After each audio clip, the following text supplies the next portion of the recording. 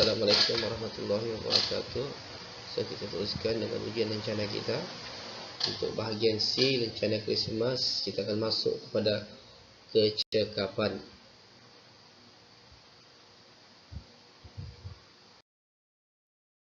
Okey, untuk bahagian kecekapan ini ada 4 objektif utama yang kita perlu capai, iaitu murid akan mengukuhkan asas perbarisan, rencana gangsa dan perak, dan mengetahui perintah langkah ke sebelah, cepat jalan, berhenti dan hormat.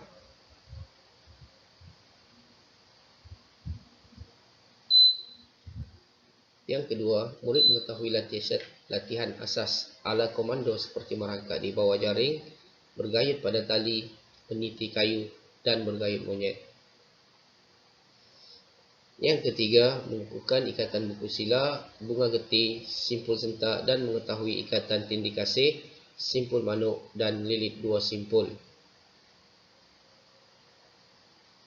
Dan yang keempat, demonstrasi mendirikan dan menurunkan kemah serta melipatnya dalam sekawannya. Okey, untuk mengukuhkan asas kawat kaki dalam perbarisan, semua ahli pengakap mesti mengetahui tentang asas kawat kaki statik. Situasi pertama iaitu dalam keadaan rehatkan diri seperti dalam gambar di bawah sekali itu. And then berubah kepada situasi kedua dalam keadaan senang diri, gambar yang kat tengah-tengah tu. Dan situasi ketiga adalah dalam keadaan baris sedia, jaga sedia seperti dalam gambar di atas. Okey.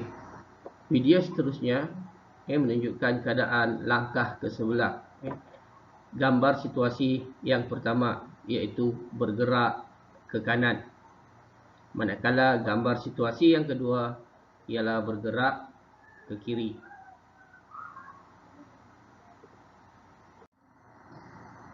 Seterusnya situasi ketiga, arahan menghadap ke hadapan. Manakala situasi yang keempat adalah menghadap ke belakang.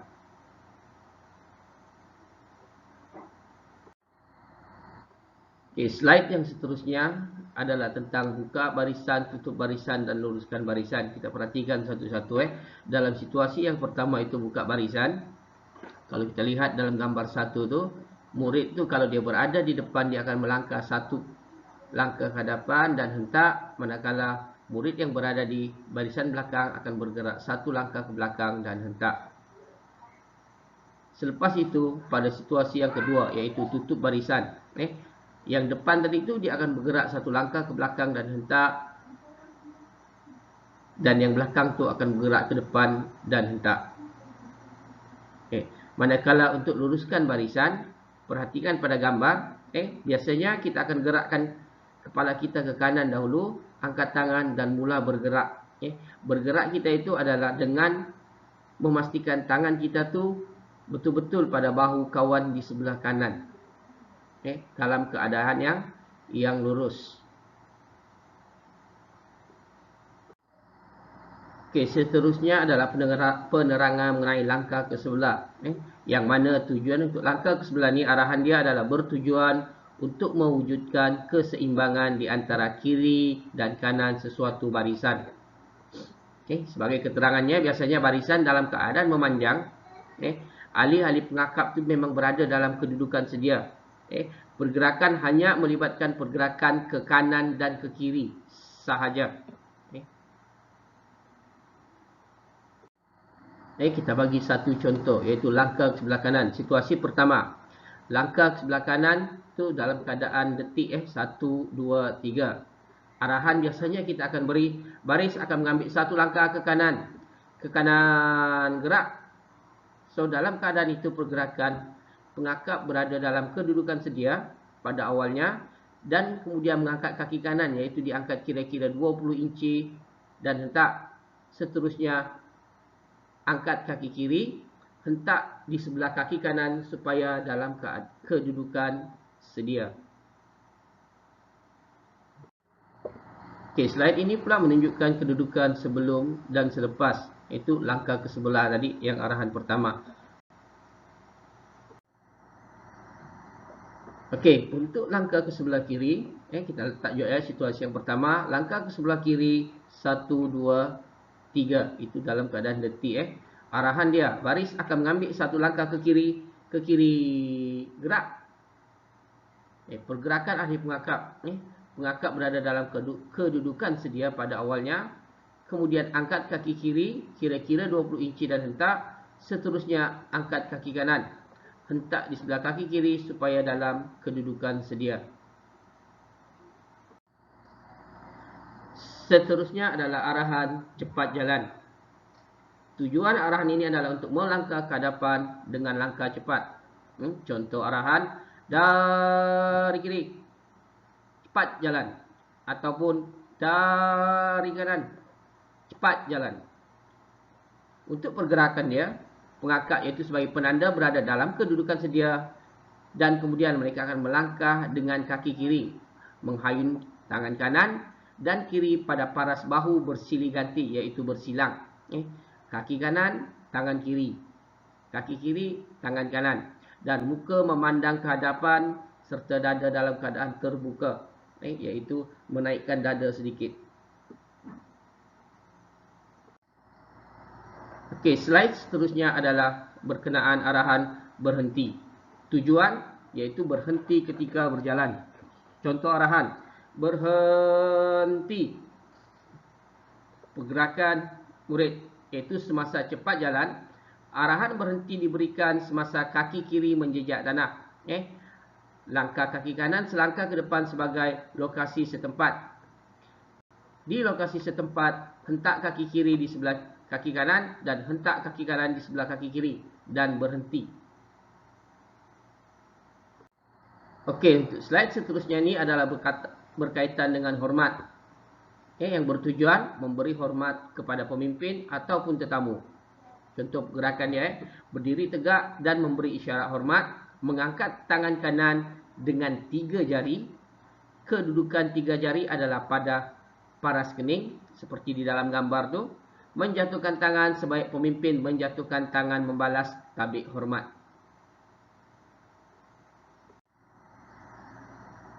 Okey, dalam keadaan hormat semasa berjalan, biasanya arahan akan diberikan. Hormat, hormat ke kanan, hormat. Selepas hormat ke kanan, hormat tu dia akan pandang depan. Okey, contoh gerakan dia.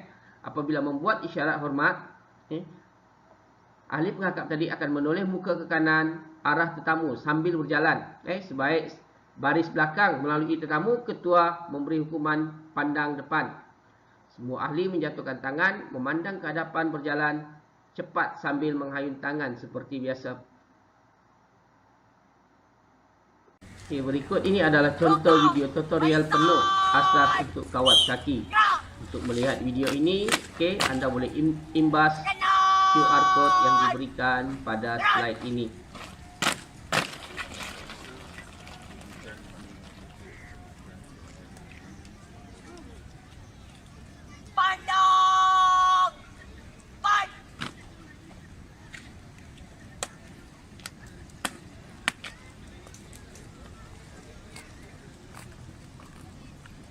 Assalamualaikum, tuan.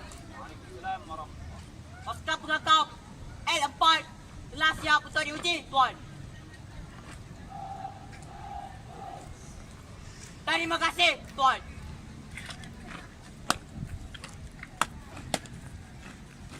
Bergerak! Berdiri! Diri! Stand! Bergerak! Kanan!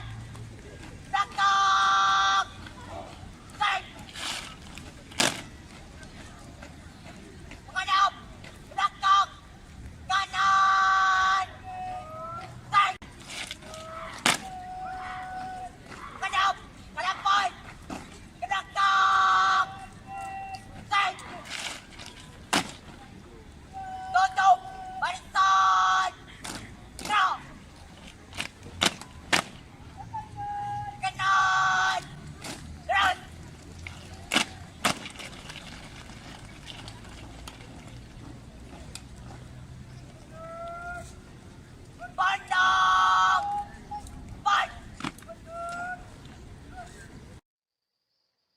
Okey, objektif yang kedua iaitu mengetahui latihan asas ala komando seperti merangkak di bawah jaring, bergayut pada tali, meniti kayu dan bergayut monyet. Sebelum itu kita kena mengetahui dahulu langkah-langkah keselamatan untuk melakukan latihan asas ala komando. Yang pertama, kita kena menempatkan petugas bagi setiap base. Yang kedua, memberi taklimat dan penerangan yang secukupnya tentang aktiviti yang akan dijalankan kepada setiap peserta. Yang ketiga, sentiasa mengawasi setiap aktiviti. Yang keempat, menggunakan peralatan yang sesuai dan selamat digunakan. Dan yang kelima, menyediakan persiapan awal sekiranya berlaku kemalangan dan kecederaan.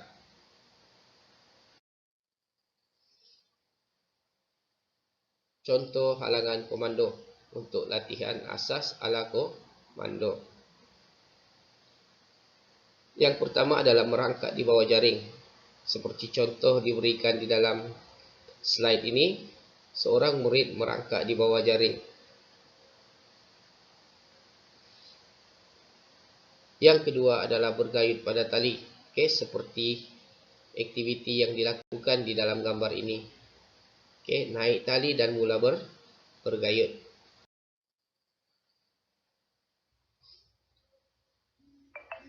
Yang ketiga adalah meniti kayu. Okey, slide yang sebelah kiri ini adalah titi kayu. Manakala yang kanan ni adalah batang kayu. Dan kedua-dua ni merupakan latihan asas ala komando bagi topik meniti kayu. Dan yang keempat adalah bergayut monyet. Seperti di dalam gambar, dia bergantung dan mula bergerak daripada satu palang ke satu palang yang lain. Mengukuhkan ikatan. Yang pertama, buku sila. Yang kedua, bunga geti. Yang ketiga, simpul sentak. Yang keempat, ikatan tindih kasih. Yang kelima, simpul manuk. Dan yang terakhir, lilit dua simpul. Okey, untuk buku sila, contoh ikatan adalah seperti yang ditunjukkan di dalam rajah. Yang mana buku sila ini mempunyai fungsi untuk menyambungkan dua hujung tali yang sama jenis dan saiz. Biasanya untuk menyambungkan tali kemah ataupun digunakan untuk ikatan anduh kerana ianya mudah untuk dibuka. Bunga geti. Okey, ikatan adalah seperti yang ditunjukkan dalam rajah. Kegunaannya adalah untuk menyambungkan hujung dua tali yang berlainan jenis dan berlainan saiz. Yang ketiga adalah simpul sentak. Fungsi mengikat tali sampan ke tiang jeti dan simpul sentak tidak sesuai digunakan pada leher haiwan kerana mudah terjerut. Contoh ikatan seperti dalam rajah yang diberikan. Seterusnya, tindih kasih. Fungsi dia untuk membuat ikatan yang pantas dan tidak boleh menjerut benda atau binatang dan sebagainya. Sesuai digunakan untuk menyelamat, mengikat leher binatang dan sebagainya. Yang kelima, simpul manuk. Fungsi dia digunakan untuk mengikat benda yang licin seperti tiang kayu, hujung kemah, botol dan lain-lain. Ianya mudah diikat, disimpulkan dan dibuka. Ditunjukkan pada rajah yang diberikan. Kayu yang melintang dan kayu yang menegak. Seterusnya, lilit dua simpul, iaitu satu simpulan mudah tetapi kemas untuk mengikat hujung tali pada mata kail, pancang, pokok dan sebagainya.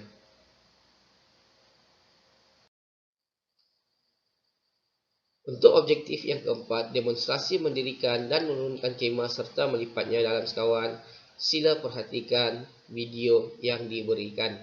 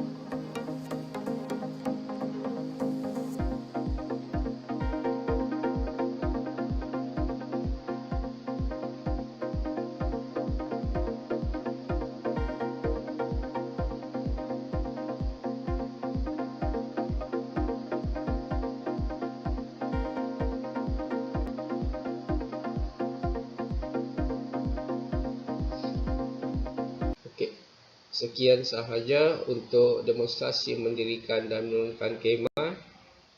Okey, untuk tajuk rencana kecakapan Krismas sampai di sini sahaja. Sekian dan terima kasih.